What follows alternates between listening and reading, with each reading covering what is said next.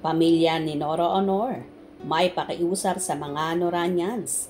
Ibigay muna sa kanila ang pribadong oras.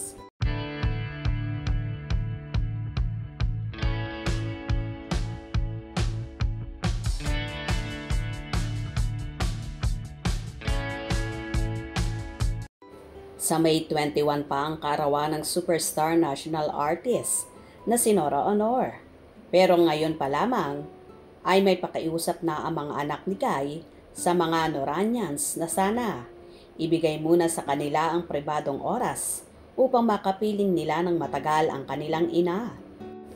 Balak ni na Lotlot, Ian, Matet, Kiko at Kenneth na magsama-sama sa mismong kaarawan ni Honor sa pagdalaw sa puntod nito sa libingan ng mga bayani.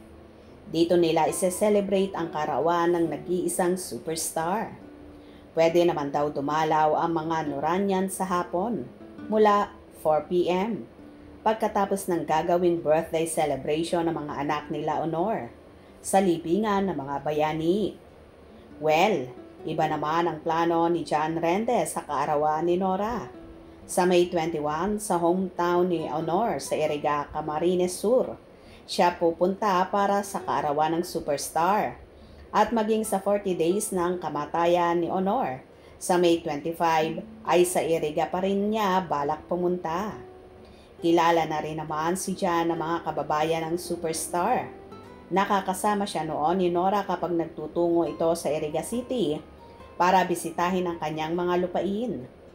Well, siguro naman ay maiintindihan ng mga Noranians ang pakiusap ng mga anak ni Nora Honor na ibigay muna sa kanila ang panahon na makasama ang kanilang ina sa kaarawan nito sa May 21. Ganun pa man hanggang 4 p.m. lang naman ang birthday celebration ng superstar. Pagkatapos ng immediate family, pwede nang dumalaw ang mga Noranians na nagmamahal kay Nora Honor at anytime ay pwede silang dumalaw sa puntod ng superstar. Well, nakakalungkot mang isipin, pero first time nga magse-celebrate ni Ate Guy ng kanyang kaarawan sa heaven. At for sure sobrang saya niya doon kapiling ang mahal na Panginoon na wala na siyang sakit na mararamdaman pa. Matutuwa din siguro si Nora na magsasama-sama ang kanyang mga anak sa kanyang kaarawan sa puntod niya kung saan nakalagak nga sa libingan ng mga bayani.